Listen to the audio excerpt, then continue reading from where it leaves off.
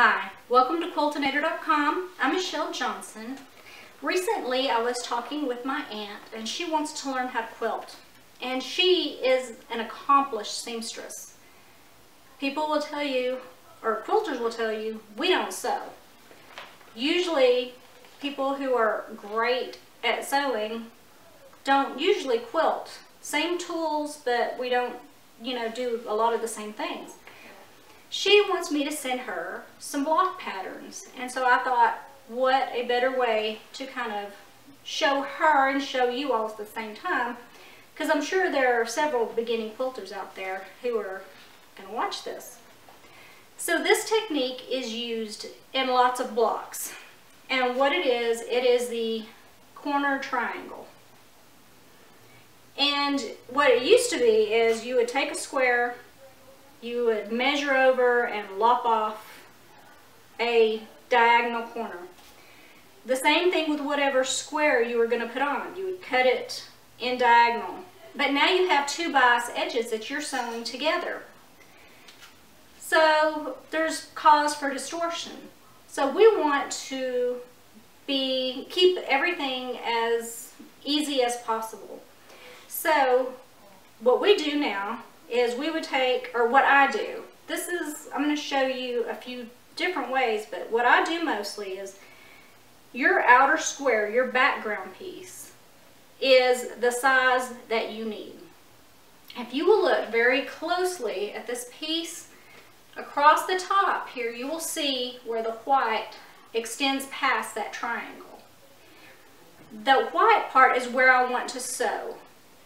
So my 1/4 inch foot is going to rest right along there, and it will make sure that I catch in this part of the block.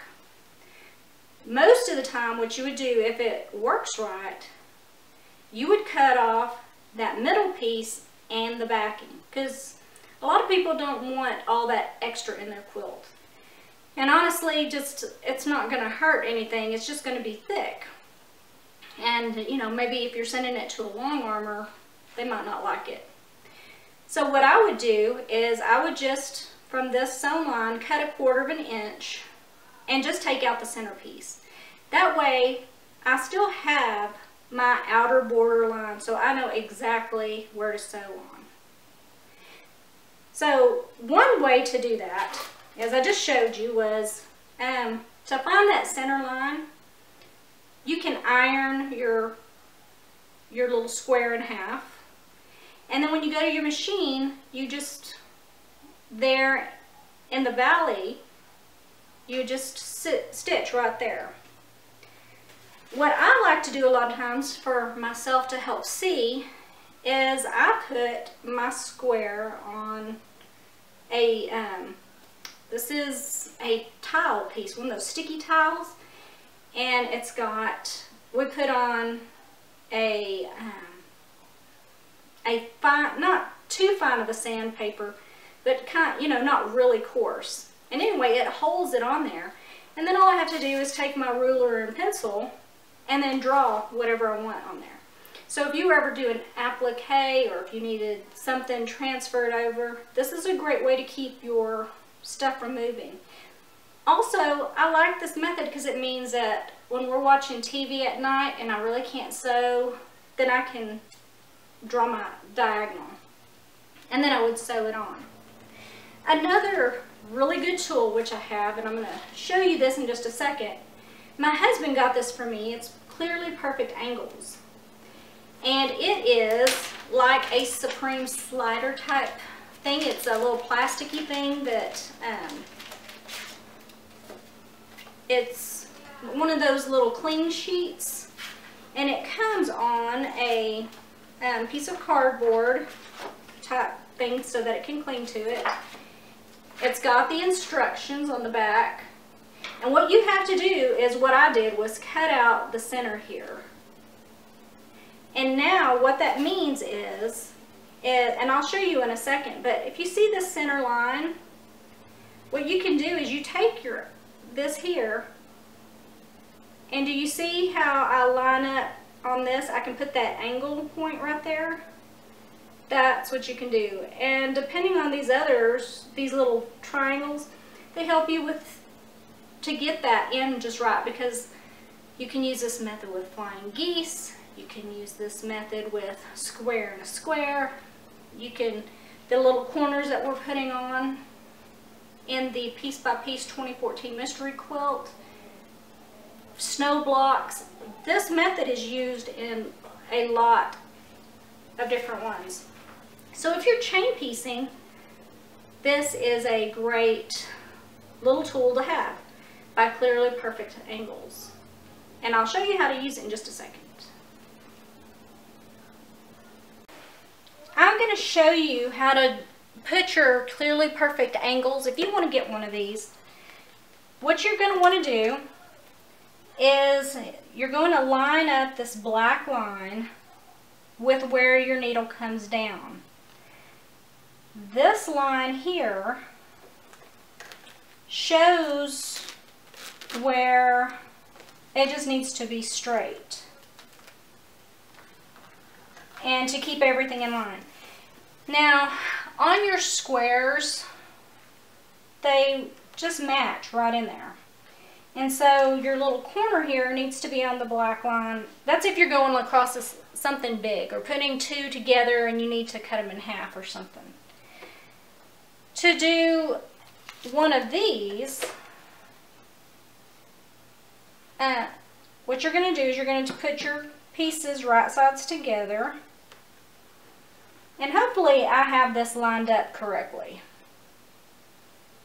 And what is great about it is this little piece here, this little corner will touch this line, so I know where to keep it. And then over on this green line, it keeps it in check as well, if I have lined everything up correctly.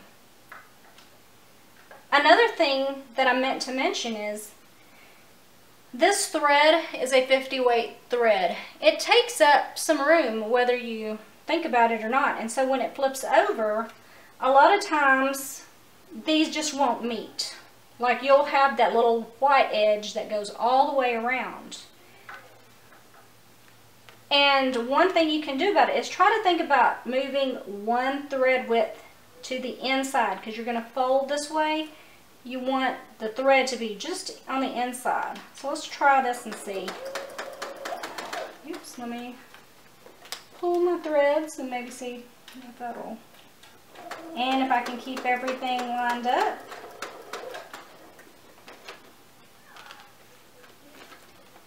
There it goes.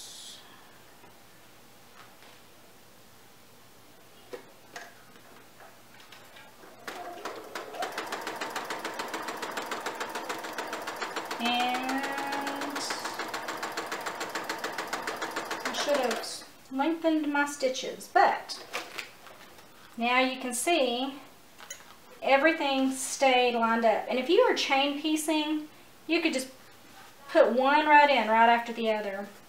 And you can see I did not. I went straight down the center, if you can see that. Straight down the diagonal. So whenever I'm pushing this over, there's a little gap there. So what I would do is I would just cut out this middle piece. I'm going to fold it over just so you can see. And you would remember that this purple background is the edge of where you would want to keep your 1/4 inch foot. Say you don't want to invest in something like this. Well, most of us have painter's tape or frog tape or stenciling tape of some sort. This is craft tape, and it is removable. It's got low stick. It's a little stickier than, say, painter's tape, but it's not as thick. So what I would do is I'd take my ruler here, and I would figure out right where the center is. Or what I want is, remember, one little bit, one thread width inside. So what I'm going to do is I'm going to take and lower my needle, and I'm going to just touch the edge. I'm hoping you can see that right there. I just want to touch just the edge of my needle with my ruler. And what I'm trying to do here is adjust, keeping this line on my ruler with this edge right here. And I can see that that's right where I want to put my tape.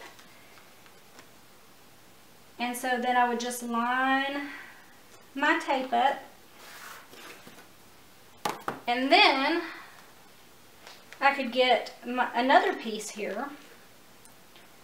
And then once again putting right sides together. You're going to end up doing the same thing. You can see how this method would really help a lot of people. Or this method. They're the same thing. I have to think a little bit too much. For me, because I've been trained this way to do the line, it's easier for me because I know just to sew right to the edge of the line. These other ones take a little bit more work for me, but I think for a new quilter, this might be the best method if you could train yourself to do one of these two ways to do your little corner triangles.